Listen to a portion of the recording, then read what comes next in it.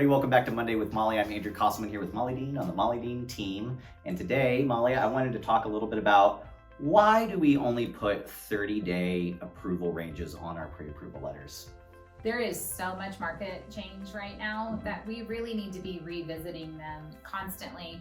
We learned last year, rates they started the year in the 3s and they ended the year around 7. Yeah.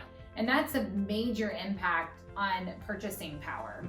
And so even though 30 days doesn't seem like that much can change, it can. I mean, in the last 2 weeks, rates adjusted pretty significantly too, up and down, from the distance from low 6s to upper 6s and upper 6s back, there's just so much adjustment. Right. And if we've written you to what your max is at the time, an increase in interest rate can very much change your pre-approval. Yeah, to a point where by the time this video comes out, they will have changed again. Absolutely. But the concept doesn't change. Right. So when you're writing a pre-approval, since there is so much volatility, how do I even know that 30 days is safe? Do you create a buffer for me when you're pre-approving, or Yes. how does that work? I generally create a buffer, but reality is I write pre-approvals based on your own ability to pay, right? If you tell me I want a payment of X, I'm going to tell you this is your range, right?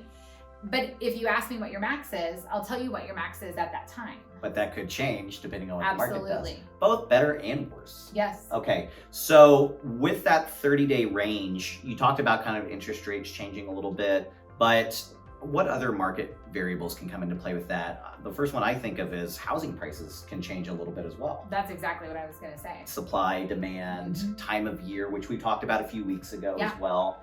So that 30 days, does that mean every 30 days you're going to pull my credit and pull my credit? No, your credit is good for 120 days. So as long as you haven't gone and changed anything there, we're just going to look at new tax amounts that just changed, and things like that. And the new house prices, and make sure that we're still in a range that you can afford and you can approve. So obviously, immediately, first thing that comes to my mind is we'll get people who sometimes were like, I'm good, I got pre-approved 6 months ago, but I was still under a lease, I don't want to get pre-approved again and pull my credit. That can be kind of a dangerous mentality to have, given all the changes that can occur on a weekly basis kind of thing. Well, especially last year. I mean, when we have clients that we spoke to in the beginning of 2022, and we may have written them for, say, $250,000, when I quote them a payment on $250,000 at today's market, it's significantly different in payment. Right. And so we do have to re-educate. 1, on current market. 2, current payments. 3,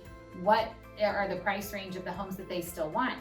Because they were $250 a year ago does not mean they'll be $250 now.